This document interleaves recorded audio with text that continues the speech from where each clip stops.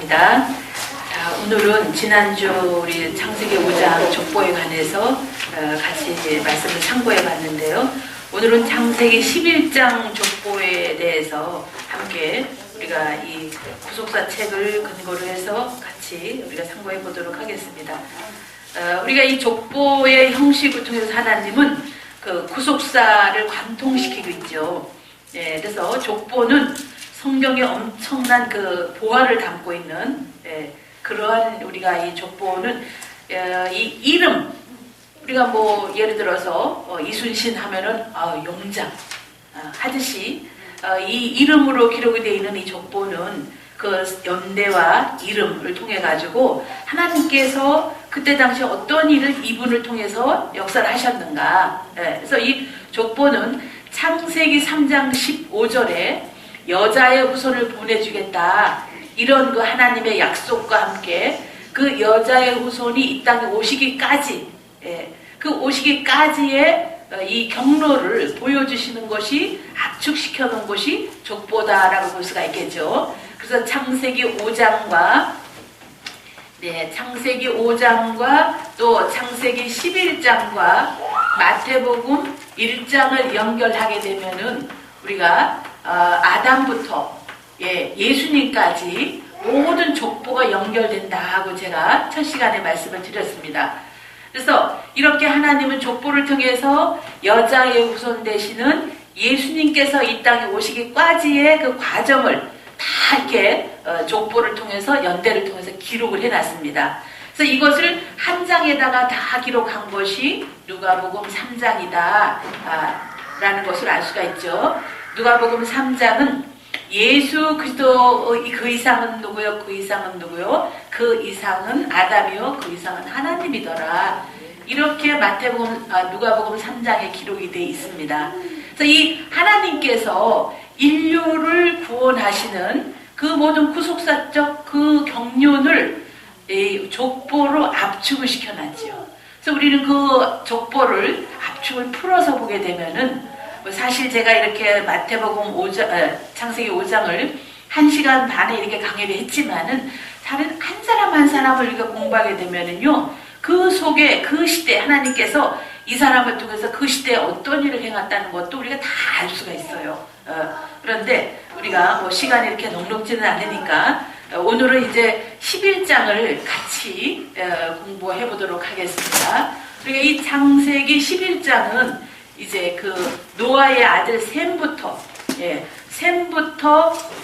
이 아브라함이 등장하기까지의 그런 족보를 기록해놨죠.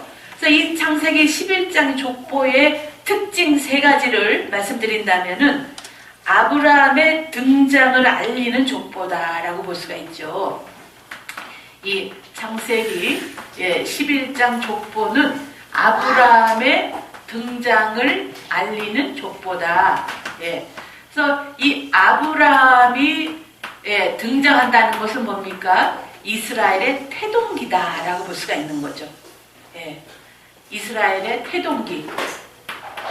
그래서 우리가 이 이스라엘의 이 태동기라고 볼 수 있는 이 11장 족보는 아브라함이 등장을 하면서 이제 이 구속사가 예수님 오시는 족보 마태복음 1장의 아브라함부터 이제 믿음의 족보가 시작이 되죠. 그 다음에 두 번째로는 우리 창세기 11장의 그 족보의 특징을 보게 되면은 홍수 후를 기준으로 하고 있다는 것을 알 수가 있어요. 홍수 후. 그래서 창세기 9장 28절 29절을 보게 되면은 우리가 이 노아는 950세까지 살았더라. 이렇게 창세기 5장의 믿음의 족장들처럼 기록된 것이 아니라 노아는 홍수 후 350년을 더 살았더라. 이렇게 기록이 되어 있어요. 그리고 창세기 10장 1절도 보게 되면은 홍수 후 노아의 세 아들의 족보를 또 말씀하고 있죠. 또 11장에도 보면은 11장 10절을 보게 되면은 노아의 큰아들 셈의 출생을 말씀할 때에 홍수 후 2년 이렇게 우리가 이 11장 족보에는 홍수 후를 기준으로 해서 말씀하고 있다는 것을 우리가 알 수가 있습니다. 다음에 세 번째로 이 족보의 특징 가운데 세 번째로는요. 하나님은 이런 그 홍수 후에 이 홍수 후 또 이렇게 이 인간의 죄악의 역사가 그냥 급속하게 이렇게 이 죄의 역사가 급속하게 전파가 되죠. 그럼에도 불구하고 여자의 후손을 보내겠다는 그 의지를 꺾지 않으시고 이런 그 믿음의 족장들을 통해서 아브라함까지 이렇게 태어나게 되는 이런 그 족보를 보여주는 것이 창세기 11장의 족보다라고 볼 수가 있겠습니다. 자, 그러면 우리가 이 창세기 11장 족보를 통해서는 하나님께서 우리한테 어떠한 그 메시지를 주시는지, 먼저 우리가 지난주에 봤던 창세기 11장 이 족보를 보게 되면은요, 이 창세기 5장 족보를 보게 되면은 이 창세기 5장 족보에서는 장수하는 게 특징이었죠. 네. 창세기 5장의 이 족장들은 장수가 그 가장 큰 그 특징이었어요. 그런데 이 장수는 경건과 비례한다라고 우리가 말씀드렸어요. 이 경건한 믿음의 족장들이 평균 수명이 912년 이렇게 장수를 했습니다. 그러면은 우리가 거기에 비해서 창세기 11장 족보는 이 셈이 600세까지 살았는데 10대 되는 아브라함은 175세까지 이제 살게 되죠. 그러면은 우리가 이 다음 10대는 이 수명이 600대에서 100대로 이렇게 떨어지게 되죠. 그러면은 창세기 11장에서는 왜 이렇게 급속하게 이 수명이 단축되는가? 그러니까 그것도 우리가 이 족보를 공부해 보게 되면은 그 사실을 알게 되는 거예요. 이런 이유 때문에, 이런 원인 때문에 수명이 이렇게 급격하게 단축이 된다는 것을 알 수가 있어요.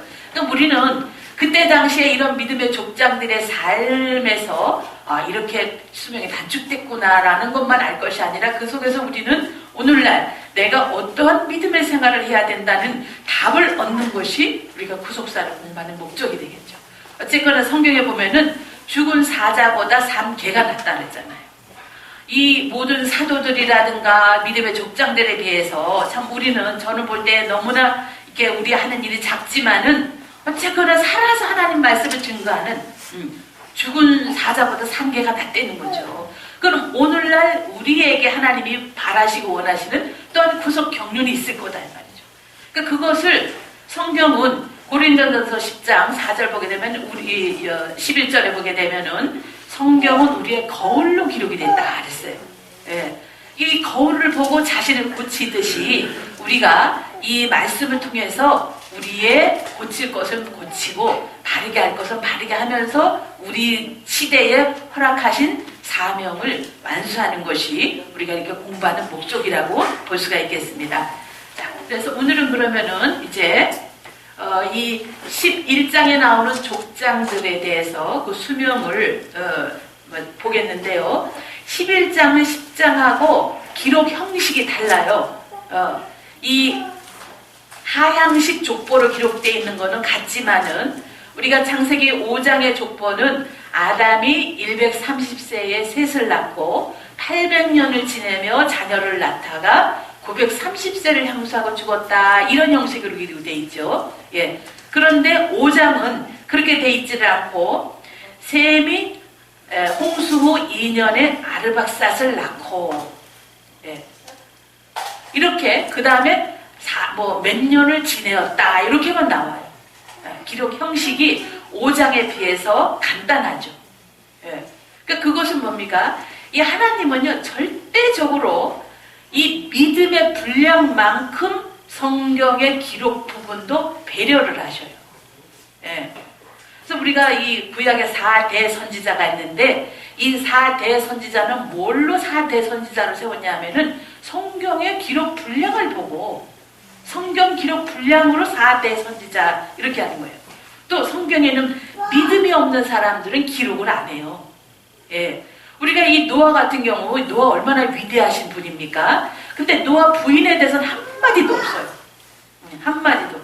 아브라함 집안은 그 부인들의 이름과 삶까지도 자세하게 기록을 했어요. 뭐 심지어는 아브라함 집안에는 종까지 이렇게 자세하게 기록을 했는데 그 위대한 의인의 선지자 이 노아는요, 사모님에 대해서 한마디도 없어요.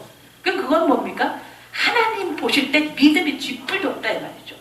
예. 그리고 지난번에 우리가 그 창세기 이 11장 26절 이하에 보면은 아브라함의 큰아들 하란에 대해서 한마디도 없죠. 그럼 뭐 하란은 뭐냐? 믿음이 없다 이 말이에요.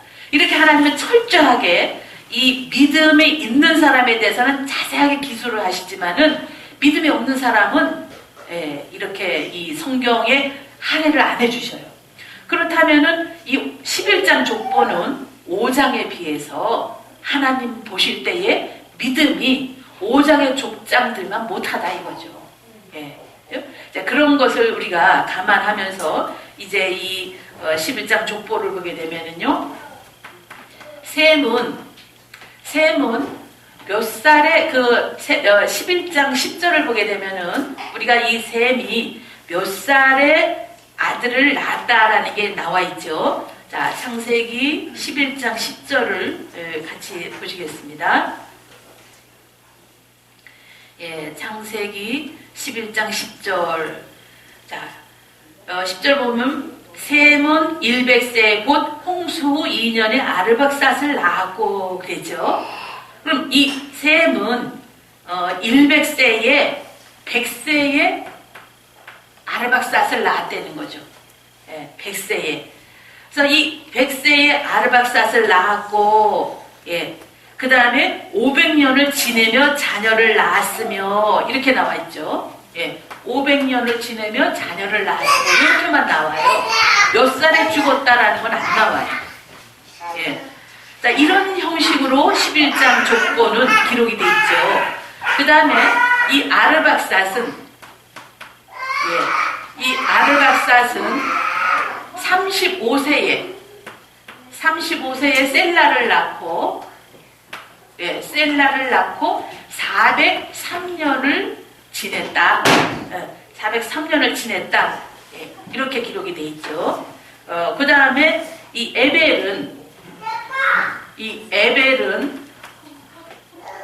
셀라는 30세에 에벨을 낳고 403년을 지냈다.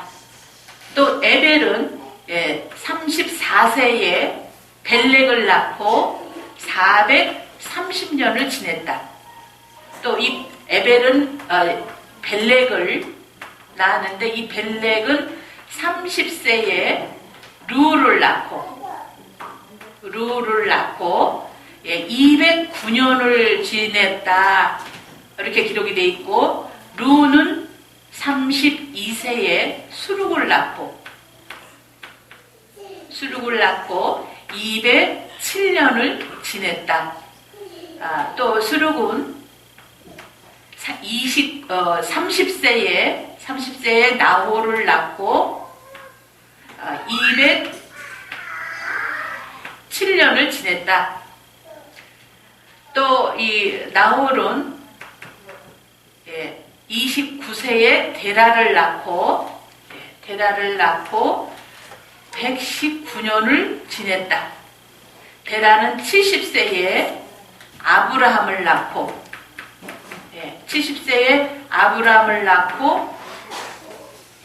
205세를 향수하고 죽었다고 11장 마지막 절에 기록을 하고 있죠. 자, 그러면은 우리가 이 창세기 11장 족보를 볼 때에 이 셈 외에는 큰아들을 낳을 때 나이가 30대로 이렇게 떨어지죠. 예. 자, 그러면은 아까 말씀드렸지만은 우리가 이 11장 족보는 이 창세기 11장 족보를 보게 되면은 그 기준을 홍수 후로 잡는다 이 말이에요. 홍수 후. 근데 노아는 홍수 후 350년을 더 살았다라고 창세기 9장 마지막 절 말씀하고 있죠. 그럼 이 10대 후손들을 이 10대 후손들을 우리가 5장 족보에서는 아담 후로 출생 연도를 우리가 잡아봤어요. 아담 후로. 그런데 우리가 이 11장 족보는 홍수 후로 한번 계산을 해보자고요. 네, 홍수 후. 자, 이 홍수 후 셈은 홍수 후 2년에 아르박삿을 낳았다 그랬어요. 그러니까 아르박삿은 홍수 후 2년에 태어났다 이 말이죠. 홍수 2년에 태어났다. 그 다음에 셀라는 아르박삿이 홍수가 지난 다음에 2년이 지난 다음에 35살 때 낳았으니까 셀라는 홍수 후 37년이 되겠죠. 네, 37년. 그 다음에 에벨은 37 더하기 30 하니까 67. 홍수 후 67년에 태어났다라는 걸 알 수 있고, 그 다음에 벨렉은 홍수 후 101년에 태어났다라고 알 수가 있고, 그 다음에 루우는 131년, 또 스룩은 163년, 또 나홀은 193년, 예, 데라는 222년, 그 다음에 아브라함은 292년이라는 걸 알 수 있죠. 예. 그러면은 우리가 왜 이런 계산을 하게 되냐 하면은요, 이 족보는 이름의 뜻과 이런 연대를 계산하면서 우리가 뭐를 알 수 있냐면은요, 이 아브라함은 홍수 후 292년에 태어났다 이 말이에요. 아브라함은. 그래서 이 아브라함이, 예, 홍수 후 292년에 태어났는데, 예, 292년에 태어났는데, 노아는 예, 홍수 후, 예, 350년까지 살았죠? 그러니까 이 노아와 아브라함은 350에서 292를 빼게 되면요, 58년을 동시대 살았다라는 것을 알 수가 있어요. 예. 그러니까 이 노아 할아버지가 아브라함이 태어나고 58년을 동시대 살았다. 예. 이것을 알 수가 있는 거죠. 그러면은 이 아브라함이 58년 동안 노아와 동시대 살았는데, 과연 아브라함이 노아를 만났겠는가? 예, 만났겠는가? 이것도 우리가 또 연구를 하면 알 수가 있어요. 예. 그래서 이렇게 우리가 족보에서 연대 연구는 이러한 중요한 사실들을 알 수가 있다는 거예요. 예. 심지어는요, 이 노아는 아브라함뿐만 아니라 굉장히 오래 살아가지고요, 이 하나님께서 그 장수의 복을 주셨는데, 노아가 950세까지 사는데, 이분들은, 이 사람들은 보세요. 지금 셈은 100살에 아들을 낳고 500살에 사니까 셈은 600세까지 살았잖아요. 그죠? 그 다음에 아르박삿은, 예, 438세를 살았고, 또 셀라는 433년을 살았고, 에벨은 464세를 살았고, 벨렉은 239세를 살았고, 루도 239세를 살았고, 수룩은 237년을 살았고, 그 다음에 나홀은 148세를 살았고, 데라는 275세를 향수하고 죽었죠. 근데 이제 이 아브라함은 창세기 5장에는 기록이 안 돼 있죠. 그래서 노아처럼 우리가 지난번 5장 공부할 때도 노아가 다른 족장들처럼 이렇게 몇 살에 아들을 낳고 몇 년을 살다가 몇 살에 죽었다는 것은 구조를 찾아봐서 알았잖아요. 그러니까 아브라함도 마찬가지예요. 그러니까 이 하향식 족보는 맨 밑에 있는 사람을 하나님께서 포커스를 맞춘다 이 말이죠. 그래서 이 아브라함 같은 경우도 창세기 5장에는 안 나와 있지만, 아브라함이 이삭을 낳을 때 나이가 100살이었죠. 창세기 21장 6절을 보게 되면은 100살. 그 다음에 아브라함은 175세로 죽었어요. 175세로. 그러니까 이렇게 우리가 지금 이 사람들이 몇 살까지 살았는가라는 것을 보니까 여기서 우리가 발견할 수 있는 게 뭐예요? 연대가 수명이 갑자기 이게 줄어드는, 에벨과 벨렉 사이에 갑자기 수명이 절반으로 뚝 떨어져요. 그리고 셈과 아르박사 사이에서도 이게 수명이 절반으로 떨어져요. 그러면 우리가 지금까지 그냥 성경을 줄줄줄 읽다 보니까 뭐 그런가 보다 하고 읽었어요. 그러면은 이런 사이에는 뭔가가 있었다 이거죠. 뭔 일이 있었길래 이렇게 수명이 단축이 됐을까? 이것을 우리가 알아야지만, 그것을 우리가 알 때에, 진짜 하나님께서는 공의의 하나님이시고 사랑의 하나님이시구나. 우리가 하나님은 사랑의 하나님으로만 알면 안 되죠. 공의의 하나님이에요. 또 우리가 이 공의의 하나님은, 공의라는 건 뭐예요? 아무리 내가 사랑하지만은 하나님의 법도를 벗어나면 심판을 할 수밖에 없는, 그게 하나님의 공의예요. 그러니까 공의는 뭐냐? 심판하신 하나님이다. 사랑의 하나님은 그냥 아가페 사랑. 그러니까 우리가 하나님은 이 공의의 하나님이기 때문에 우리 인류를 구원하실 때 아무리 전지전능하신 하나님이지만 우리를 갖다 그냥 너는 내 거다 하고 이렇게 빼보신 게 아니라 사단에게 예수님의 피값을 지불을 했잖아요. 고린도전서 6장 19절에 보면은 너희들은 값으로 산 자가 되었으니 그랬죠. 그 우리를 값을 지불하고 우리를 사신 것이지 전지전능 하나님이라서 내 거야 이러지는 않았다 이 말이에요. 우리가 알아야 될 것은요, 하나님은 공의의 하나님이기 때문에 우리가 살면서도요 반드시 우리가 회복할 것은 대가 지불을 해야 돼요. 그것을 우리가 한 가지 뭘로 알 수 있냐면은 야곱 같은 경우, 이 야곱이 20년 동안 두 부인을 위해서 14년 종살이하고 또 그 양떼를 위해서 6년을 종살이 했어요.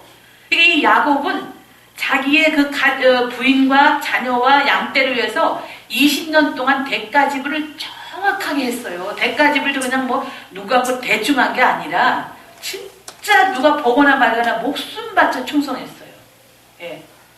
그렇게 대가 지불을 했기 때문에 야곱이 이제 외삼촌네 집에서 이 고향으로 돌아갈 때에 첫 번째 야곱이 요셉을 낳고 삼촌 저도 이제 그만 고향으로 돌아가겠습니다 그랬더니 라반이 붙잡았죠. 너 때문에 내가 이렇게 복받은 거 안다. 그러니 내가 이제는 너에게 이게 여기 값을 지불할 테니까 더 있어라 붙잡아가지고 6년 동안 붙잡아 있은 거예요. 근데 야곱이 또 간다면 또 붙잡을 것 같아. 이게 삼촌이 이 양털 깎으러 간 사이에 도망갔잖아요. 그때 이 라반이 얼마나 분에 바쳤으면은 야곱이 도망간 지 3일 만에 소식을 알아가지고 7일을 쫓아간 거예요. 7일을.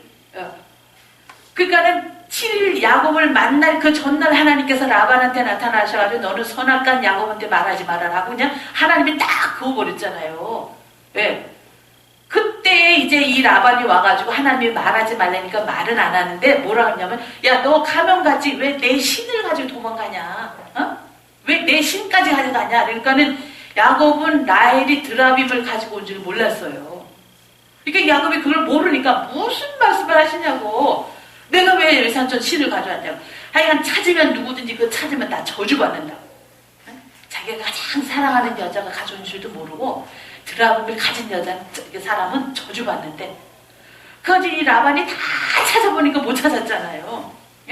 그때 이 야곱이 반격을 하는 거야. 삼촌에 가면서 그동안 있었던 일을 막 반격을 하죠. 그때 보면은 야곱이 대가 지불을 정확하게 하고 내가 이걸 가져온다는 걸 알 수 있어요. 그거 한번 우리가 보시겠어요? 창세기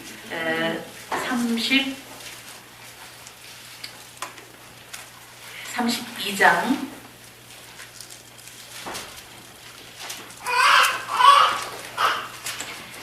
이 야곱이 외삼촌한테 이제 반격에 이제 들어가죠. 반격에 들어가요. 38절부터 보게 되면요. 창세기 31장이네요. 창세기 31장 38절부터 보게 되면은 내가 이 20년에 외삼촌과 함께 하였거니와 외삼촌의 암양들이나 암염소들이 낙태하지 아니하였고 또 외삼촌의 양떼의 수양을 내가 먹지 아니하였으며 물려 찢긴 것은 내가 외삼촌에게 가져가지 아니하고 스스로 그것을 보충하였으며 낮에 도적을 맞든지 밤에 도적을 맞든지 내가 외삼촌에게 물어내었으며 내가 이와 같이 이 밤에 낮에는 도의를 무릅쓰고 밤에는 추위를 당하며 눈붙일 겨를도 없이 지내었나이다. 이게 야곱의 20년 동안 종살이에요. 그러니까 뭐 들에서 양떼 지키다가 짐승에게 물려가면 그냥 눈 쑥 딱 감을 수 있어요. 뭐 본 사람도 없는데. 또 짐승이 물려간다고 내릴 수도 있어요. 그런데 야곱은 뭡니까? 그것을 다 보충해냈대는 거예요. 그걸 다 보충해내고 도적 맞은 것도 다 물어냈다는 거예요.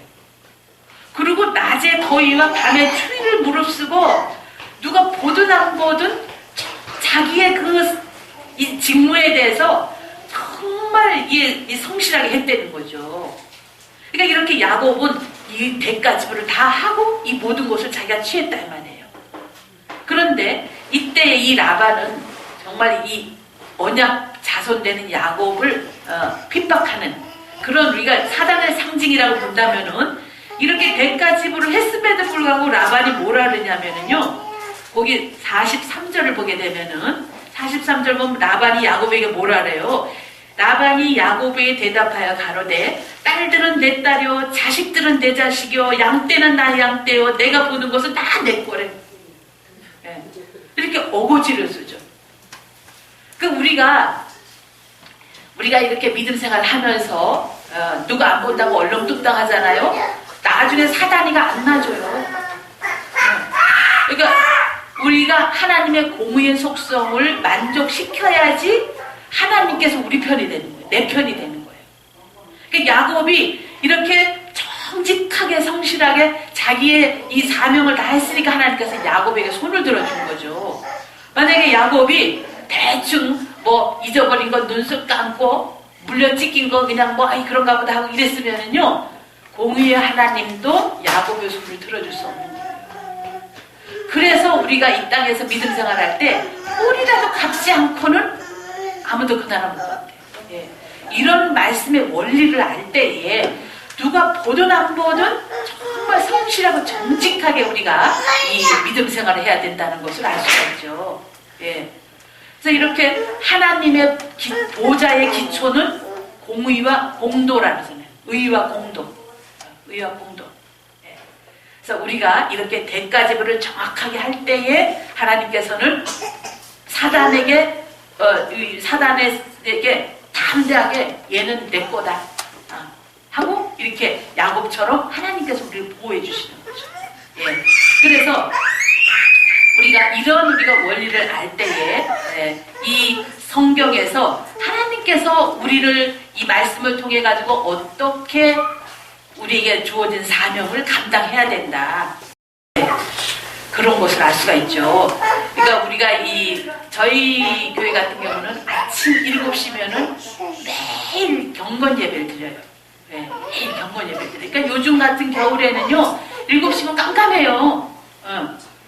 그런데 뭐 이렇게 혼자 목회를 하신다거나, 이렇게 직원이 많지 않을 경우에는 그냥 뭐 이렇게 좀 게으름을 피울 수도 있겠죠. 네, 그러나 그것은 뭐 누가 사람을 못 보더라도 하나님은 지금 나를 지켜보신다라는 항상 신앙 양심을 우리가 깨어서 믿음 생활할 때, 이 사역을 할 때에 하나님께서는 그런 분들에게 야곱처럼 야곱에게 같이 이렇게 복을 주시죠. 자, 그러면 이제 이렇게 이 아브라함이 노아와 58년을 동시대 살았는데 여기에서 이제 우리가 먼저 살펴볼 것은요.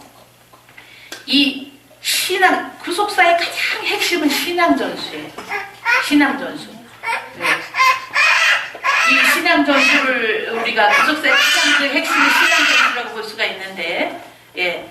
우리가 첫 번째로 이 성경에서 조금 특이한 구절들이 있어요. 그 특이한 구절을 보게 되면은요, 우리가 먼저 이 10대 가운데 창세기 9장 26절을 보게 되면은요,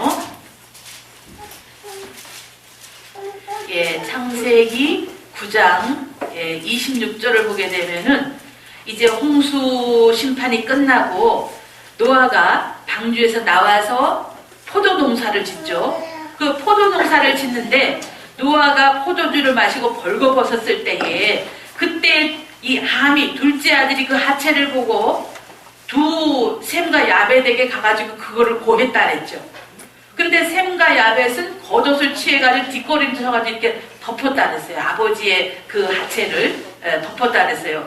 그런데 우리가 24절을 보게 되면은요, 노아가 술이 깨어 그 작은 아들이 자기에게 행한 일을 알고, 예. 그러면서 이에 가로되 가나안은 저주를 받아 그 형제의 종들의 종이 되기를 원하노라. 그러죠? 근데 여기서 우리가 이해가 안 되는 부분은 노아가 술이 깬 다음에 둘째 아들 함이 아비의 하체를 보고 이렇게 그 형제들에게 고했는데 노아가 함의 아들 가나안을 저주를 하죠. 가나안을. 함을 저주한 게 아니라 가나안을 저주를 해요. 네. 그러면서 또 26절에 보면은 또 가로되 셈의 하나님 여호와를 찬송하리로다 그랬어요. 그러니까 노아의 세 아들 가운데 신앙 전수는 셈에게 됐다라는 걸 알 수가 있죠. 예. 예, 창세기 9장 26절에서 노아의 신앙이 셈에게 전수가 됐다는 것을 알 수가 있죠. 자, 이렇게 셈이 노아의 신앙을 전수를 받았는데 노아는 창세기 6장 8절이나 9장을 보니까 당시에 완전한 자고 또 하나님과 동행한 그런 믿음의 소유자였다 이 말이에요. 그것이 이제 이 큰아들 셈에게 전수가 됐는데, 자, 10장을 보겠습니다. 창세기 10장. 예. 여기에서 우리가 또 좀 그 21절을 보게 되면은요, 예, 창세기 10장 21절 보게 되면은 셈은 에벨 온 자손의 조상이요 그랬어요. 야벳의 형이라. 예. 이 구절이 셈은, 자 여기 보면은 이 셈은 아담으로부터 11대 손이 되죠. 11대 손인데 지금 21절에서는 셈은 에벨 온 자손의 조상이요 하고 지금 기록을 하고 있어요. 예. 그 다음에 아르박사가 셀라가 있음에도 불구하고 에벨 온 자손의 조상이요 이렇게 기록을 하죠. 예. 이런 특이한 구절들이 왜 이렇게 말씀을 하셨는가? 예. 이것은 뭡니까? 예, 이제 나중에 더 이렇게 연구해보면 알지만은 셈의 믿음이 에벨에게로 전수가 됐다. 그런 이 메시지가 되는 거죠. 네. 셈의 믿음이 에벨에게로 전수가 됐다라는 것을 알 수 있어요. 자, 에벨 온 자손의 조상이요 그랬는데요. 이 에벨은 아들 둘밖에 없어요. 뭐 많이 낳은 게 아니라 아들 둘밖에 없어요. 거기 25절을 보게 되면요. 25절을 보게 되면은 에벨은 두 아들을 낳고 하나의 이름은 벨렉이라 하였으니 그때의 세상이 나뉘었으며 벨렉의 아우의 이름은 욕단이며 그랬어요. 그러니까 에벨 온 자손의 조상이요 했지만은 사실은 에벨은 벨렉과 욕단밖에 없어요. 아들들이. 그런데 그 에벨 아들 가운데 11장 족보에서는 벨렉이 기록이 됐죠. 벨렉이 에벨 족보에 기록이 됐죠. 그런데 이 벨렉이 분명히 에벨의 친아들이에요. 근데 이 수명을 보게 되면은 에벨은 464세로 10대 가운데 그래도 장수한 인물이라고 볼 수가 있는데 그 아들 벨렉 때 와가지고 수명이 반으로 뚝 떨어졌죠. 그럼 이 사이에 뭔 일이 있었는가? 이 사이에 뭔 일이 있었는가라는 것을 우리가 이제 생각을 해봐야죠. 자, 이 에벨과 벨렉 사이에 무슨 일이 있었는가? 그것은 그 사이에 바벨탑 사건이 있었다는 것을 우리가 알 수 있어요. 바벨탑 사건이 있었다는 것을. 예. 우리가 이 바벨탑 사건은 노아 홍수 후, 노아 홍수가 끝난 다음에 또 이 인류가 하나님인데까지 대를 쌓고 되는 거죠. 그러니까 하나님을 대적하는 그런 무리가 되는 거죠. 분명히 하나님께서 창세기 9장에 보면은 내가 다시는 물로 세상을 심판하지 않는다 그랬어요. 그렇게 했음에도 불구하고 이 사람들은 그 홍수가 또 났을 경우 우리 죽지 않고 살 것을 사람의 방법으로, 사람의 어떤 이성으로 하나님의 심판을 피해보겠다는 그런 그 의도가 있었던 거죠. 예. 자, 이 당시 때 바벨탑 사건이 있었다는 걸 뭘로 알 수 있냐면요.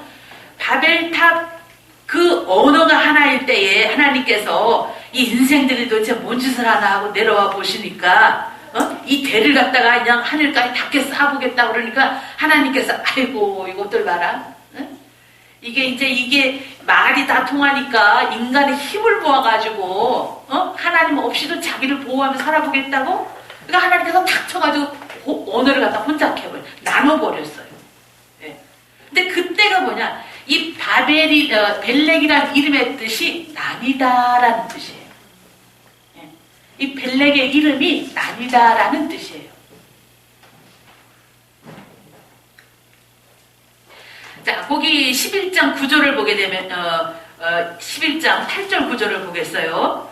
8절 보면 여호와께서 거기서 그들을 온 지면에 흩으신 고로 그들이 성 쌓기를 그쳤더라. 온 지면에 이 언어를 흩어버리니까. 예.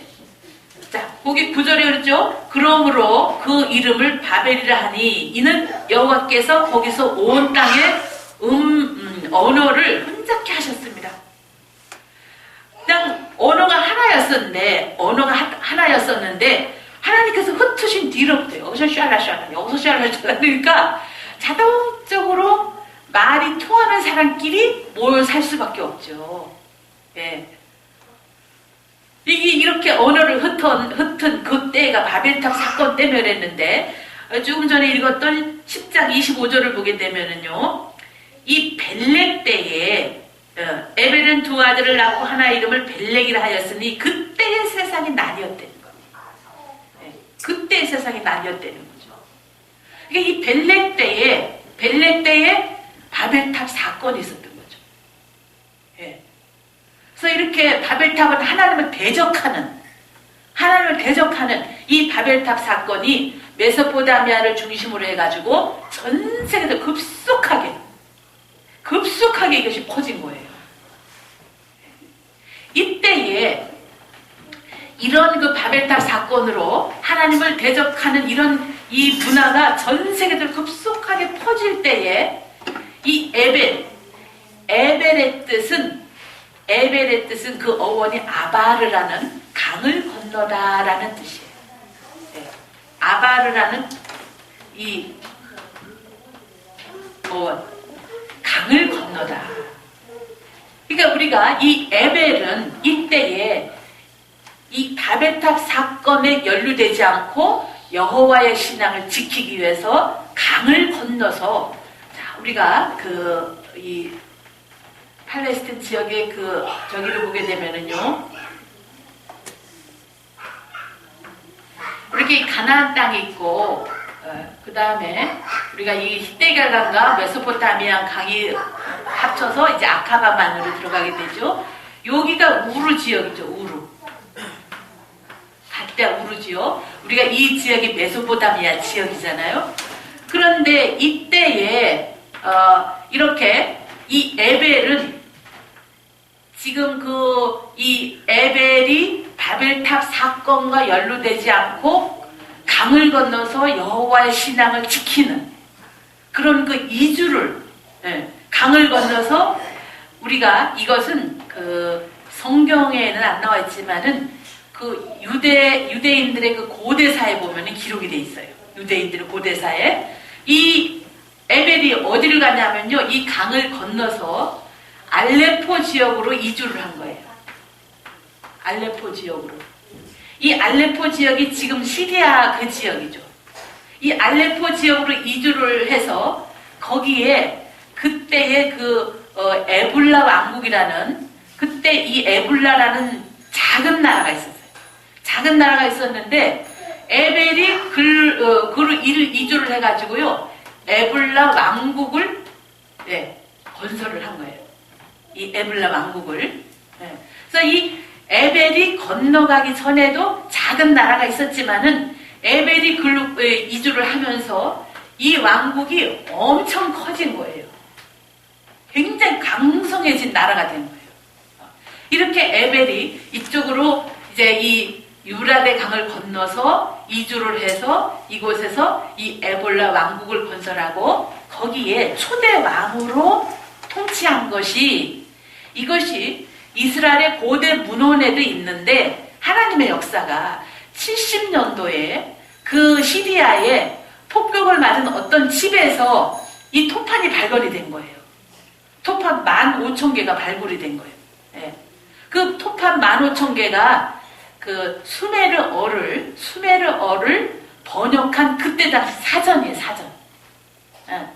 그것이 이제 그것을 이렇게 해독을 해보니까 이 에볼라 왕국의 초대 왕이 에벨이었다 라는 것이 다 판독이 된 거예요. 네. 그러니까 이때에 이 에벨은 바벨탑 사건이 한창 붐을 일으킬 때에 신앙의 이 정조를 지키면서 여호와의 신앙을 지키기 위해서 이주를 할 때에 이때 에벨 이상의 이 노아도 이때 살아있었던 거예요. 노아도. 예. 노아가 아브람 58년까지 살아있었으니까 노아도 당연히 살아있었죠. 그러니까 이 에벨 이상의 믿음의 족장들은 에벨과 함께 이주를 한 거예요. 이주를 해서 이곳에서 이제 그 에볼라 왕국을 건설하고 살았는데, 그때 이 에벨이 자기 아들한테 가자고 안 했겠어요? 야, 너도 같이 가자. 같이 가자는 그 아버지의 권유를 이 벨렉은 거절한 거죠. 거절하고 거기에 남아서 바벨탑 사건에 함께 동조를 한 거죠. 예. 그래서 우리가 이 바벨탑 사건이란 이 죄, 우리가 이 사망은 죄와 연관이 돼 있잖아요. 예. 사망은 죄와 연관이 돼 있죠.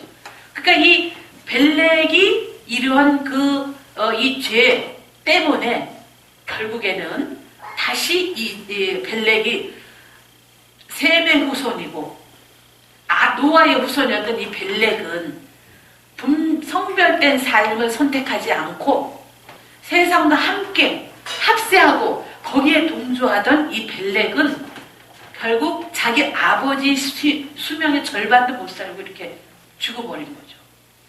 예. 그래서 이 이후로는 수명이 반으로 뚝 떨어진 거죠. 뭐 사실 노아는 950세까지 살았는데 셈도 뭐 600세까지 살았으니까 엄청 수명이 단축이 됐죠. 예. 그러니까 그것은 우리가 노아와 셈 사이의 수명이 단축된 것은요, 우리가 그 홍수 사건으로 인해서 지구의 기후가 바뀌었다는 거예요. 예, 이 지구에. 우리가 본래 이 지구는요, 축이 똑바랐다는 거예요. 축이. 그런데 홍수 사건 이후로 이 축이 물이 한 곳으로 모이니까 축이 23.5도로 기울어졌잖아요. 이 지구가 본래는 똑발라서 축이 똑바르니까 계절 변화가 없었던 거예요. 계절 변화가 없고 이 세상은 가장 살기 좋은 아주 쾌적한 그런 그 지구 환경이었는데, 죄로 말미암아 홍수 심판이 오면서 지구가 23.5도로 기울어지면서 사계절이 생기면서 우리가 지금 겨울이잖아요. 이제 며칠 안 했으면 동지에 22일. 그때는 뭡니까? 지구가 태양으로부터 가장 멀리 떨어져. 예. 그러니까 추운 겨울이 되는 거예요. 그래서 우리가 창세기 8장 22절에 보면은 홍수 후에 하나님께서 8장 22절에 땅이 있을 동안에는 추위와 더위와 봄과 겨울과 심음과 거둠이 있으리라 하고 말씀하셨어요. 그전에는 그게 없었어요. 예. 그래서 우리가 이 지구의 기후와 이 지구의 기후의 이 변동이 노아 홍수 후에 이런 변동이 일어남으로써 인간들은 이런 계절 변화에 적응하면서 살다 보니까 이렇게 수명이 단축되고 빨리 죽고, 노아 때 하나님께서 이미 120년으로 한 해 났잖아요. 인생들. 뭐 요즘에는 뭐 100세 시대, 120세 시대 그러잖아요. 예. 120을 살든 1200을 살든 언젠간 죽는 거예요. 예.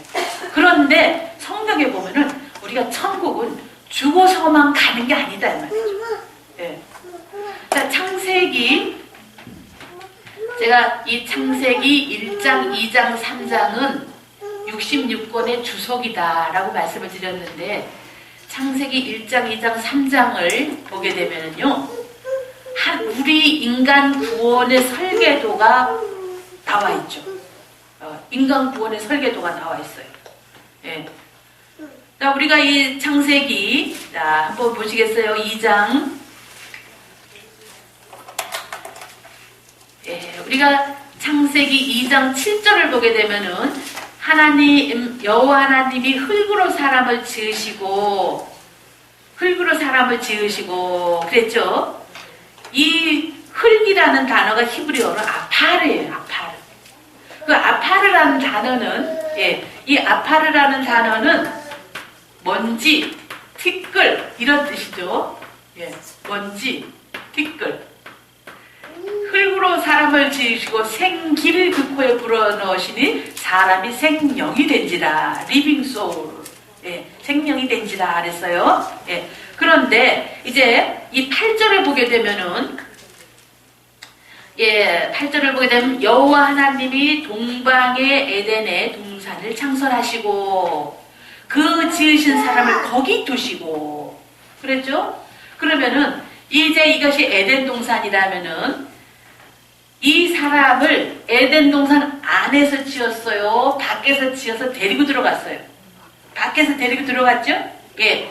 그러니까 이 밖에서 흙이었던 사람이 생기를 받아서 생명이 되니까 하나님께서는 이 사람을 위해서 에덴 동산을 지으시고 이 사람을 에덴 동산에다가 이제 데려다 놨어요. 자, 그러면 우리가 여기서 성경은 자세히 보라 그랬거든요. 이 에덴 동산은 천국이겠어요? 아니겠어요? 이 에덴 동산이 천국이다. 이렇게 생각한다면 문제가 있어요. 문제가. 그 문제가 뭐냐? 문제가 뭐냐면은요. 9절에 보니까 여호와 하나님이 그 땅에 보기 아름답고 먹기에 좋은 나무가 나게 하시니 동산 가운데는 생명나무와 선악을 아는 나무가 있더라 그랬어요. 이 생명나무와 선악을 아는 나무가 있더라 그랬는데 17절을 보니까 선악을 알게 하는 나무의 실과는 먹지 말라. 내가 먹는 날에는 정령 죽으리라 그랬어요. 네.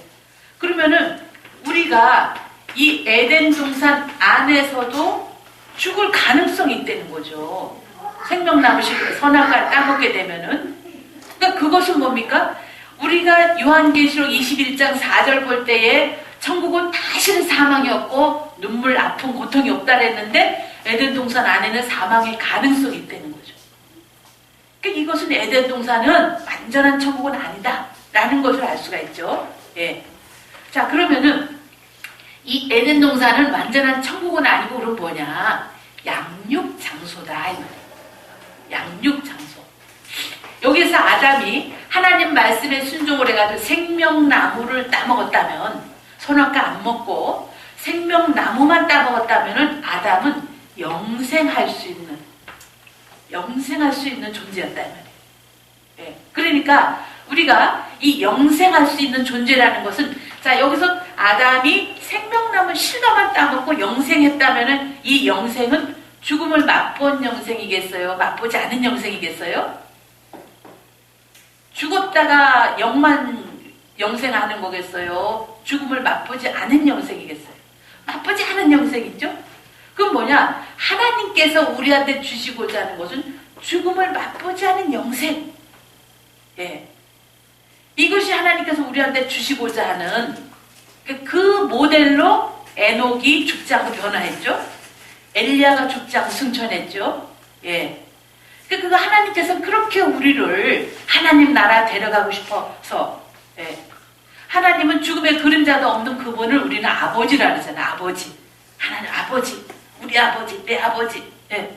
근데 그 아버지는 죽음이 뭔지도 모르는 분이야. 그 아버지를 우리가 아버지 하는 것은 뭐예요? 그 하나님이, 야, 너는 나보고 아버지라고는 하지만 너는 죽어서 와야지. 어? 네가 죽지 않고 어떻게 천국 오냐고 다 죽여가지고 영만 데려가는 그런 하나님 아니다 이 말이죠. 예. 그러니까 우리는 이런 말씀을 통해서 하나님께서 우리에게 바라시는 건 뭐냐? 순종. 하나님 말씀대로 순종. 근데 이 벨렉은 순종하지 않는 거예요. 벨렉은 하나님 말씀 따르지 않고 순종하지 않은 이 벨렉은 결국 뭐냐? 수명이 이렇게 단축됐다는 걸 알 수가 있죠. 예. 자, 이래서 우리가 여기 이 11장 족보를 통해서는요, 이렇게 수명이 단축된 것은 그 노아 홍수도 결국은 죄 때문에 홍수 심판이 왔고 그로 인해서 수명이 단축됐다. 자, 우리가 시편 한번 보겠습니다. 시편 104편.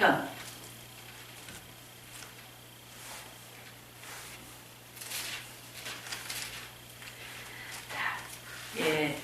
시편 104편.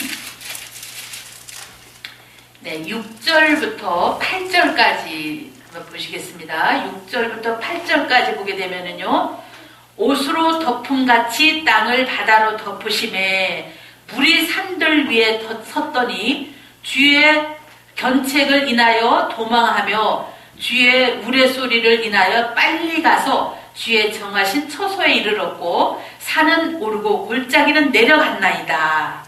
예. 그러니까 물이 이 지구를 다 옷으로 덮음같이 덮었다는 거예요. 그랬는데 이제 하나님의 말씀 견책에 의해서 하나님의 우레소리로 인해서 산은 오르고 골짜기는 내려갔다는 거죠. 예. 그러니까 이렇게 지형의 변화가 왔다 이 말이에요. 지형의 변화. 우리가 그 이스라엘 가보게 되면은요, 그 사해 바다 옆에 멀리서 보면 산이에요. 근데 가까이 가보면은 포로스로만 그 유리 색깔처럼 돼 있어. 그게 그냥 소금이에요, 소금. 예. 옛날에는 그것이 바닷속이었던 것이 지금은 육지가 돼가지고 산이 됐다 이 말이죠. 이렇게 이 홍수 심판으로 인해서 지형과 기후가 변했다. 그로 인해서 인간의 수명은 단축이 된 거죠.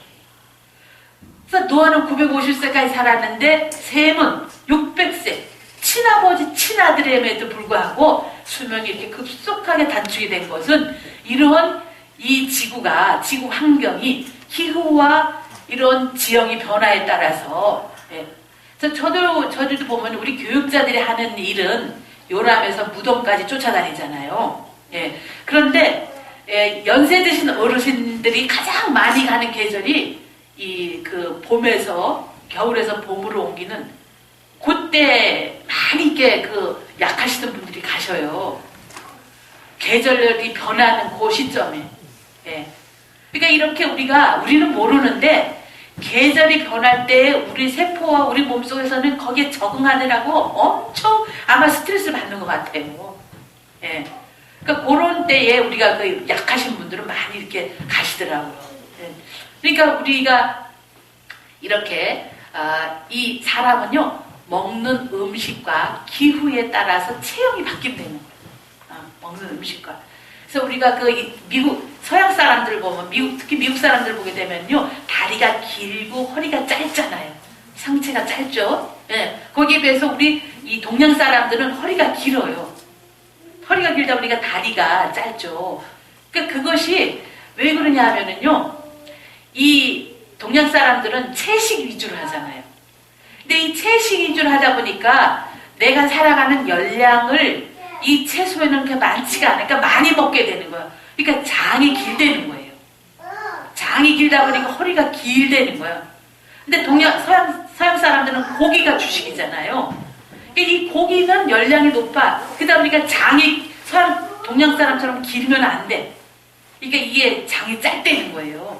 그래서 그 사람들은 허리가 짧대. 그러다 보니까는 이제 다리가 길고 그렇다는 거죠. 그러니까 먹는 음식과 기후에 따라서 사람의 이 체형도 바뀐다는 거예요. 그래서 한국 사람도요, 미국 이민을 가서 미국 2세, 3세가 되면요, 분명히 얼굴은 동양 사람인데 체형은 미국 사람 같아요. 미국에서 태어난 그 2세, 3세들은요. 예. 그러니까 그와 같이 우리가 또 어떤 우리 한국에서 아프리카로 선교사를 파송했는데 파송한 지 이제 한 5년이 되니까 이 담당 목사님이 잘 어떻게 지금 사역을 하고 있나 한번 이렇게 현지를 방문을 했대요. 근데 아프리카 공항에를 이제 가서 공항에 내렸는데 선교사님이 마중을 나왔는데 못 알아봤다는 거야. 응. 그래서 한참 보다 보니까 선교사님이 나오셨는데 현지 교인들하고 같이 나온 거예요. 이게 몇십 명이 새카만 사람들이 있는데 선교사를 못 알아본 거예요. 간지 5년 만에 새카매가지고 현지 사람들하고 섞어 놓으니까 못 알아볼 정도로 바뀌었더라는 거죠. 예. 그 정도로 우리가 기후와 먹는 음식에 따라서 사람은 이렇게 바뀔 수도 있다는 거죠.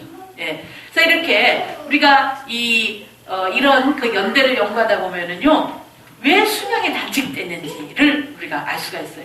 자, 그래서 우리가 이 에벨은 이 에벨의 그 뜻이 아바르라 그러잖아요.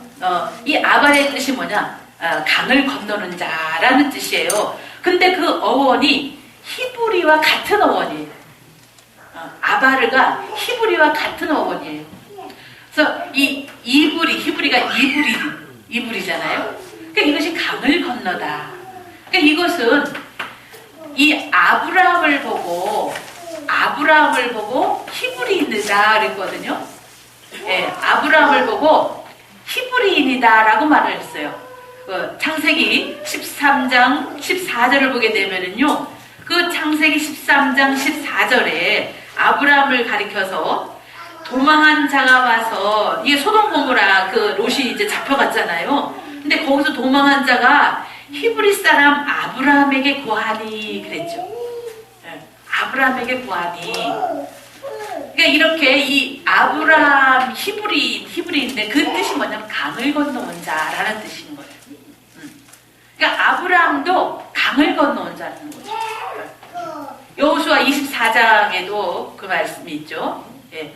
그러니까 이렇게 우리가 아까 이 창세기 10장 21절에 셈의 하나님을 찬송하리로다.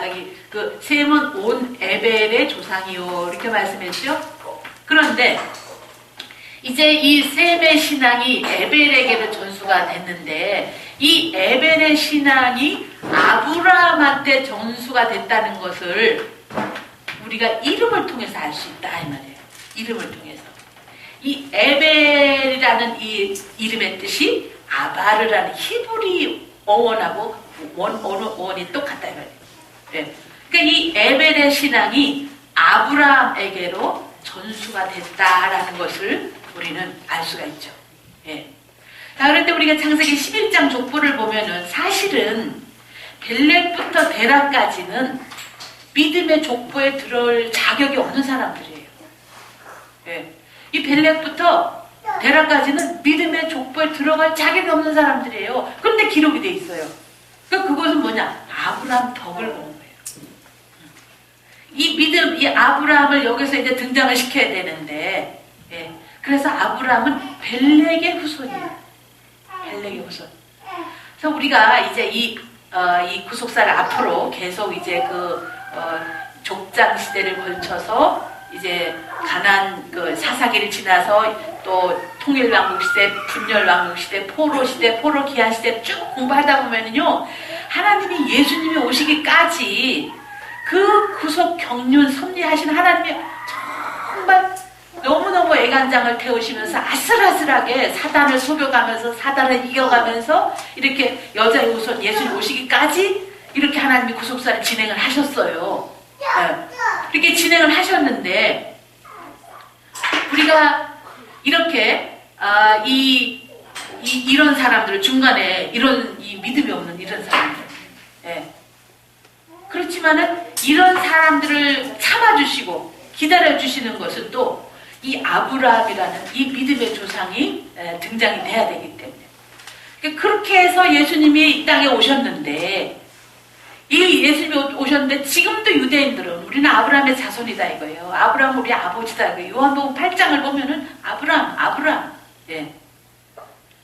그러니까 이렇게 아브라함 하는데 그 아브라함은 아브라함의 후손이라고 자부하는 그 유대인들이 결국은 뭐예요? 예수님을 갖다 십자가 못 박아 죽였잖아요. 예, 예수님. 그러니까 결국 이 아브라함은 벨렉의 후손이고 벨렉의 후손들이 그렇게 힘들게 어렵게 구속사를 통해서 약속하신 여자의 후손이 이 땅에 오셨는데 약속하신 여자의 후손이 오셨는데 그냥 고창구장에 축공 차듯이 뻥 차버렸잖아요. 예. 그러면은 에벨은 셈은 에벨 온 자손의 조상이요 그랬는데 예수님이 다시 오실 때 또 이런 그 벨렉의 후손 통해서 오시겠어요? 그 우리가 이 지금으로부터 4,000년 전의 족보를 지금 공부하고 있지만은 이건 4,000년 전이 아니라 재림 예수님을 기다리고 준비하고 있는 우리가 이런 말씀을 알 때에 정말 우리는 이 에벨처럼 우리의 신앙을 지키면서 세상과 타협하지 않고 이런 우리의 신앙. 그래서 이 아브라함이 이제 이 11장 족보에 등장을 하면서 이 아브라함의 등장으로 말미암아 이 이스라엘이 태동을 하게 되죠. 이스라엘이 태동을 하면서 이제 그 후손을 통해 가지고 결국은 이제 야곱을 통해서 12아들이 12지파가 되고 이렇게 이스라엘 나라가 건국이 되는데 우리는 이 아브라함이라는 그 이름을 가지고 아브라함이 바로 에벨의 신앙을 전수받은 자구나라는 걸 알 수가 있죠. 근데 아브라함이 이런 신앙을 전수받을 때에 이 아브라함이 거주하던 곳은 갈대아우르예요. 갈대아우르. 그런데 이 갈대아우르에서 하나님께서 지금 아까 잠깐 말씀드렸지만은 알레포 지역으로 신앙의 정절을 지키기 위해서 이주한 믿음의 조상들이 있어요. 알레포 지역으로. 그런데 하나님은 그 믿음 좋은 사람 가운데서 믿음의 조상을 하나 택하지 않고 이 한마디로 믿음 없는 이 후손, 믿음이 없는 이 후손, 이 사람들이 우상 천지에 사는 그 우루 지역. 지금도 우리가 우루 문명 하면은 믿음 없는 고고학자들은 지금도 그 우루 문명의 저기 발굴을 하잖아요. 예. 그러니까 이런 믿음 없는 이 동네에서 아브라함을 불렀다 이 말이에요. 예. 왜 하나님께서는 그 알레포 지역에 믿음 좋은 믿음의 족장들이 살고 있는데 거기서 에벨 같은 사람 하나 부르시지 이 믿음 없는 동네에서 왜 아브라함을 하나님께서 불러주셨을까? 예. 이런 것도 우리가 깊이 생각해 볼 때에 우리의 얕은 생각으로는 믿음 좋은 사람 불러다가 50점짜리 불러다가 100점 만드는 거는 그래도 쉽지 않을까. 근데 0점짜리를 불러다가 100점을 만들게 하려면 더 힘들잖아요. 그런데 50점짜리를 불러다가 100점 만드는 거 하나님이 아니에요. 예. 0점짜리를 100점을 만들어야 진짜 하나님의 승리죠. 그래서 예수님께서도 이 땅에 오실 때에 천하디 천한 목수의 아들로 그것도 짐승 밥통에 이렇게 오셔가지고 변두리 인생으로 오셨잖아요. 변두리. 예. 그렇게 오셔서 인류의 구주가 되시는데 예수님이 예를 들어서 예수님 앞에 왔던 세례요한은요. 이 세례요한은 아버지가 사가랴, 어머니가 엘리사벳. 예. 근데 이 아버지는 제사장이고 엘리사벳은 아론의 후손이에요. 말하자면은 집안이 좋은, 아주 집안 좋은 두 집안이 결혼을 했어요. 그런데 이 사람들이 결혼을 했는데 늙도록까지 애를 못 낳았어요. 몇십 년 동안 애를 못 낳았어요. 몇십 년 동안 애를 못 낳고 늙었어. 이제는 얘는 뭐 더 이상 이제는 애 달라는 말도 못해. 근데 그동안 기도를 얼마나 했겠어요. 근데 다 늙은 년에 이제는 애 못 낳는다 할 그때쯤에 사가랴가 제사 지내러 들어갔을 때 천사가 네가 아들을 낳는다는 거예요. 그래서 태어난 게 요한 아닙니까? 그러니까 이 요한은요, 참 대단한 집안의 늦둥이로 태어난 도련님이에요. 늦둥이로 태어난 도련님이에요. 그러니까 이분이 예수님 앞에서 길 닦아주는 일을 해야 돼. 예. 그럼 예수님께서 이런 집안에 태어났다면은 내가 메시아라는, 그럴 수도 있는데 제사장 집안하고 아론의 집에서 태어나셨으니까 그럴 수도 있겠다라고 좀 더 집중을 할 수 있겠는데 예수님은 전혀 아닌 거예요. 예. 거기다가 엄마 아버지를 보니까 유다 지파야. 예. 그러니까는 예수님한테는 집중을 안 하지만 그래도 하나님께서 옆구리 찔러가면서 좀 알아봐라고 게 뭐냐, 예수님 앞에서 안내해주는 사람은 그럴듯한 인물을 세워놨다 이 말이에요. 예. 그러니까 근데 예수님이 이런 집안에 태어나면 안 되죠. 그러면 잘난 집안은 야 역시 그러지만은 변두리 인생들은 뭐 구원에 그냥 냄새도 못 맡죠. 그러니까 예수님은 가장 낮은 자리에 오셔서 인류를 구원하시려고 하는, 그게 마치 하나님께서 이 믿음 좋은 그 알레포에서도 믿음의 조상 부를 수 있지만은 그러지 않고 갈대아 우리 우상의 도시에서 아브라함을 불렀다는 같은 원리다 이 말이죠. 네.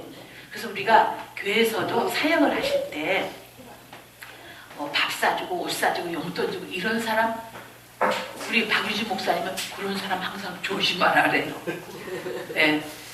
그러니까 가장 누가 알아주지 못하고 정말 이렇게 변변하게 헌금도 제대로 못하고 그냥 뭐 이렇게 밥 먹는데도 그냥 당당하게 키스 못하고 이런 분들을 항상 우리는 살피고 생각하는 그런 목자가 될 때에 정말 그 교회는 하나님께서 정말 이렇게 축복하시는 그런 그 교회가 되죠. 네.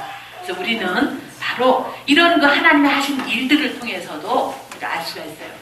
자, 그래서 우리가 이 아브라함은요, 이제 하나님이 믿음의 조상으로 택하시는데, 자, 제가 첫 번째 강의 때 아브라함의 1차 부름, 2차 부름을 했잖아요. 1차 부름, 2차 부름을 해서 아브라함이 결국 이제 1차 부름 때는, 예, 1차 부름 때는 여기가 이제 하란이죠. 하란이 알레포 지역이에요. 예, 하란이 알레포 지역이에요. 그러니까 아브라함이 이 갈대아 우르에서 떠나서 이제 이 하란으로 갔죠. 여기서 1차 부름인데 데라가 여기서 지체하다.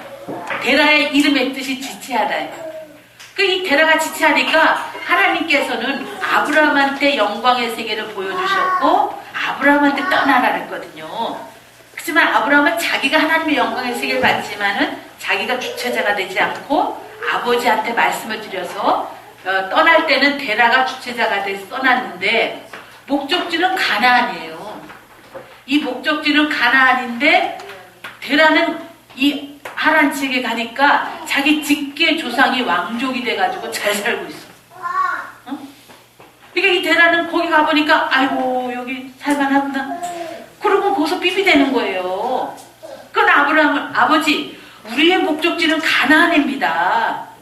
하나님께서 가나안으로 가라는데 빨리 가자고. 근데 이 데라는 그래 하면서도 갈 의사가 없어요. 예. 그러니까 하나님께서 2차 부름에서 너는 본토 친척 아비집을 떠나라. 그래서 이 아브라함은 이 데라를 데라가 전혀 떠날 의사가 없다는 걸 확인하고 아브라함은 거기서 딱 자르고 가나안 땅에 왔을 때 아브라함 나이가 75세였더라 그랬잖아요. 75세. 그때 데라는 135세로 하란에 살아 있었어요. 135세로. 네. 그러니까 이렇게 아브라함은 딱 결단을 내려가지고 그냥 뭐 무자르지 아버지를 떠나서 2차 부름이 창세기 12장이다 이 말이죠. 그래서 창세기 12장 4절에 보면은 아브라함이 말씀을 쫓아갔고, 그래서 아브라함이 말씀을 쫓아갔고, 그래서 이렇게 이 아브라함이 가나안 땅에 들어왔을 때 나이가 75세다. 그때 이 아브라함은 유브라데 강을 건너서 이제 이 알레포 지역을 간 거죠. 하란 지역을 간 거죠. 갔을 때에 아브라함이 노아를 만났을까? 노아를 만났을까? 그것을 우리가 한번 이제 생각을 해보면은요. 자, 이 5장과 같은 그 원리를 한번 보겠어요. 아르박삿은 홍수 후 2년에 태어났죠. 그리고 438년을 살았어요. 그러면 아르박삿은 홍수 후 400년에 죽었다는 소리예요. 홍수 후 400년. 그 다음에 이 셀라는 433년에다가 37을 더하면은 471이죠. 이렇게 이 계산을 하면은요, 벨렉은 239에다가 101을 더하게 되면은 340년에 죽었죠. 340년. 그 다음에 이 루는 그 다음에 나홀은 148에다가 193을 더하면은 홍수 341년에 죽었죠. 예. 자, 이렇게 우리가 이 다른 족장들도 이렇게 다 더해보면은 다 400이 넘어요. 400이 넘는데, 자, 아브라함이 노아를 만났을까, 안 만났을까? 그것을 우리가 추정을 해보는 겁니다, 지금. 노아는 홍수 후에 350년을 더 살았다, 그랬죠? 그래서 아브라함은 홍수 후 292년에 태어났기 때문에, 이 노아와 아브라함은 58년을 동시대 살았는데, 아브라함이 58세 전에 떠났으면은 노아를 만났겠죠. 58세 전에 떠났으면은 노아를 만났겠죠.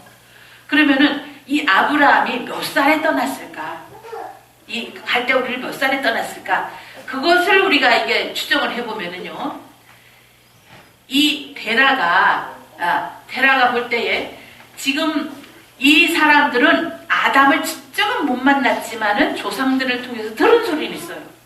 아담 할아버지가 하는 말이, 내가 하나님 말씀에 순종해서 생명나무만 먹었으면 나는 영생할 텐데, 내가 하나님 말씀에 불순종하게 선악과를 먹어서 나는 언젠가 죽는다. 그래서 생명나무 열매 먹으면 영생하고 선악과를 먹으면 죽는다. 들은 소리는 있어요. 예. 그런데 이제 그런 그 아담 말을 이게 기억하고 있지만은 그래 딴단다 하다 보니까 이 사람들 속에는 그게 믿어지지가 않는 거예요. 예. 믿어지지가 않는 거예요. 그런데 이 아브라함은 어쨌거나 순종해야 된다는 거는 가지고 있어요. 그러니까 아브라함도 셈의 후손이기 때문에 아무리 윗대들이 믿음이 없어도 하나님에 대한 신앙은 있을 거 아닙니까? 근데 전수받은 건 없어. 왜? 아버지 데라가 믿음이 없는 사람이니까. 믿음이 있으면 우상장사를 하겠냐. 우리가 전설에 보면은 데라가 우상을 팔아먹고 살았다 그러잖아요. 근데 이 데라가 자기도 믿음은 없지만은 하나님은 믿는 사람이야. 근데 자기 아버지를 보니까 이 나홀의 이름의 뜻은 콧김을 내뿜다 이런 뜻이에요. 콧김을 내뿜다. 근데 이 나홀이 20대 족장 가운데 제일 단명을 하거든요. 그러면 이분이 콧김을 내뿜는데 하나님 일로 콧김을 내뿜었으면 장수했을 텐데 가장 단명한 거 보니까 세상 일로 콧김을 내뿜은 거예요. 세상 일로 바빠가지고. 그러니까 이 데라가 볼 때에 자기 아버지가 믿음이 없는데 이렇게 빨리 죽었어. 거기다가 아담이 순종 안 하면 죽는다는데 이 자기 위에 할아버지가 이게 순종 안 한 할아버지가 제일 먼저 죽네. 네? 노아보다 제일 먼저 죽네. 그리고 그 다음에 자기 아버지가 죽네. 이 죽는 걸 보고 이 데라가 아이고 내가 순종 안 하면은 그 다음에 내가 죽을 차례구나. 아브라함이 아버지 떠나낸다고 이 말에 순종 안 하면은 그 다음에 내가 죽을 차례구나 아마 그런 두려움이 왔을 거예요. 예.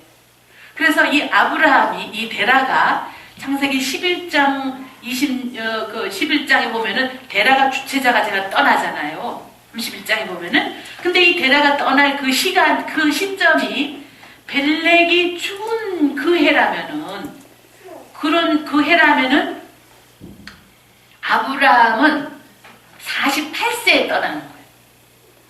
우르를. 48세에 떠나게 되는 거예요. 예. 그러니까는, 자, 340에 벨렉이 죽었는데, 아브라함이 292세, 홍수 292년에 태어났잖아요. 그러니까 이걸 빼면은, 아브라함이 벨렉 죽을 때 48살이었던 거죠. 그럼 벨렉이 죽는 걸 보고 나홀이 죽는 걸 보고 데라가 떠났다면은 아브라함이 48세 내지 49세에 갈대 우르를 떠났을 것이다 라고 우리가 추정할 수가 있죠. 예. 그렇다면 노아와 58년을 동시대 살았기 때문에 노아를 만날 수도 있었다 이 말이에요. 하란으로 가서 노아를 만났을 수도 있다고 우리가 추정을 해볼 수가 있는 거죠. 예. 그러면은 지금 데라가 가족을 이끌고 이 하란에 갔을 때에 자기 10대 위의 조상도 할아버지가 900세가 넘도록 살아계시다는 소리 들을 때에 이 데라가 가소를 끌고 거기 인사를 안 갔겠냐고요. 인사 갔을 거 아니에요. 그리고 그때 당시 벌써 이 나이가 막 400대, 300대 이렇게밖에 못 사는데 900세가 넘도록 이 조상이 살아계시다니까 얼마나 만나 뵙고 싶었겠어요. 그러니까는 이 데라가 1차 부름을 받고 이제 우르를 떠나서 하란에 갔을 때에 이 데라는 가족을 이끌고 노아에게 인사를 안 갔겠냐. 갔다면은 노아와 아브라함은 만났다는 거죠. 만날 수 있다는 거죠. 자, 그럼 하나님께서 노아가 이 20대 믿음의 족장 가운데 세 번째로 장수했잖아요. 무두셀라, 야렛, 다음이 노아잖아요. 그럼 하나님께서 이렇게 노아를 장수시킨 이유는 하나님께서 아마 아브라함을 만나게 하려고 그러셨을 것 같아요. 네? 아브라함을 만나서 신앙 전수를 시키려고 그러셨을 것 같아요. 네? 왜냐하면은 아브라함은 신앙 전수 받을 게 없어요. 지금 자기 친아버지가 믿음이 없는 사람이니까. 예. 그래서 이 아브라함이 하란에서 이 노아를 만났다면은 이 아브라함이 노아를 만나서 만약에 48세 때 갔다면 10년 동안 신앙 전수를 받을 수 있었다면 10년 동안. 그래서 이 노아는 홍수 전 사건, 홍수 후 사건 모든 걸 다 아시잖아요. 그거를 다 믿음의 조상한테 다 얘기를 해요. 네. 그리고 노아를 혹시 못 만났다 할지라도 sem과 함, 아르박사가 셀라와 에벨을 만났잖아요. 그러니까 이런 믿음의 족장들을 만나서 노아가 아브라함이 신앙 전수를 받았다는 것을 우리가 알 수가 있죠. 네. 그러면서 우리가 이번에 이제 우리 내일 모레 16일 날부로 10권이 출간이 돼요. 10권이 나와요. 구속서 시리즈 10권이 나오는데 거기에서 아브라함을 중점적으로 이렇게 다루고 있다래요. 저도 아직 못 봤지만은. 예. 이 아브라함이 믿음의 조상이 되기까지는 아브라함의 믿음이 완벽해서 부른 게 아니라 그 믿음 없는 집안에서 불러내서 이제야 네가 나를 경외하는 줄 알겠다는 그 하나님의 말씀을 받기까지 그런 그 하나님의 결론을 내리기까지의 아브라함의 노정. 네. 이 아브라함은요 마태복음 1장 1절 족보에 보면 믿음의 족보 시작이에요. 아브라함과 다윗의 자손 예수 그리스도의 세계. 그런데 또 이 아브라함은 천국의 또 주인공이에요. 라사로가 아브라함 품에 있는 것을 천국 간 걸로 비유를 말씀하셨잖아요. 그러니까 이런 그 중요한 인물이 아브라함인데 이 아브라함이 믿음의 조상이 되기까지는 이런 경로를 통해서 특히 1차적으로 노아 아니면은 이 믿음의 족장들을 만나서 신앙의 전수를 받았을 것이고, 그 다음에 또 이 아브라함이 창세기 12장의 가나안 땅으로 와서 14장에 동방 4개국과 전쟁을 하죠. 그럼 이 아브라함이요, 5개의 나라가 4개국과 전쟁을 했는데 졌어요. 져가지고 포로로 잡혀가는 거야. 응? 4개 나라를 5개 나라가 못 이겼어요. 그래서 포로로 잡혀갔어요. 그런데 아브라함은 자기네 집에서 길러온 318명을 데리고 헤브론에서 그 단까지 쫓아갔어요. 헤브론에서 단까지는 800km가 넘어요. 거기를 쫓아가가지고 이겼어요. 이겼는데 거기서 끝이 아니라 또 호박까지 또 쫓아갔어요. 그래서 4개국의 앞대가리까지 쫓아가서 완전 작사를 내는 거예요. 그러니까 그런 그 아브라함, 잘못하면, 자칫하면 자기네 집안이 완전 몰살할 수도 있어요. 그럼에도 불구하고 이렇게 쫓아가서 이렇게 승리하니까 아브라함의 그 믿음이 우선한 나요. 네. 그러면서 이 아브라함이 돌아오다가 멜기세덱을 만나가지고 멜기세덱한테 축복을 받잖아요. 네. 그래서 우리가 이 신구약은 이 아브라함이라는 이 인물, 네. 이 아브라함이라는 인물은 단순히 믿음의 조상이 아니에요. 단순한 믿음의 조상. 네. 그래서 우리가 이러한 그 족보를 공부하는 이 이유가, 이렇게 족보를 공부하다 보면 그 속에 보석들이, 보화들이 끝없이 우리에게 새로운 그런 그 은혜의 영의 세계를 알려주는 거예요. 그래서 우리가 이런 이 11장의 특징을 이렇게 수명 단축인데, 잠언 10장 27절을 보게 되면은요, 여호와를 경외하면 장수한다 그랬죠.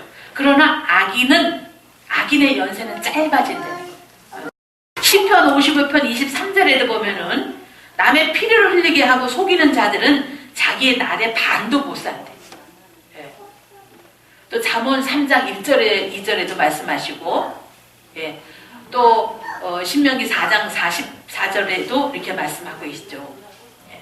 그래서 우리는 이렇게 이 창세기 족보 5장과 11장 나오는 믿음의 족장들을 통해서 정말 하나님께서 우리한테 주시고자 하는 메시지. 그래서 우리는 이 아브라함이 이렇게 믿음의 조상이 될 수 있었던 것은 믿음의 결단력이 아주 뛰어났던 거죠. 믿음의 결단력이. 그래서 이게 우리가 하나님께서는요, 레위기서 11장에 보면은요, 먹는 것까지, 입는 것까지 우리한테 말씀하셨죠. 먹는데 이 비늘 없는 고기 먹지 말래. 비늘 없는 고기 먹지 말래. 그러니까 유대인들은 칼치, 꽁치, 고등어 못 먹어요. 이 비늘 없는 고기는 가증화되는 거야. 그럼 이렇게 먹는 것까지 이렇게 말씀하신 이유는 뭐냐면요, 비늘 있는 고기의 특징은 뭐냐면요, 각도가 정확해. 이렇게 가다가 아니다 싶으면 탁 꺾어요. 그러니까 이 비늘 있는 고기들의 움직임을 보세요. 탁탁 각도를 꺾잖아요. 근데 이 비늘 없는 고기들은 구렁이 담 넘어가. 그러니까 결단력이 없는 거예요.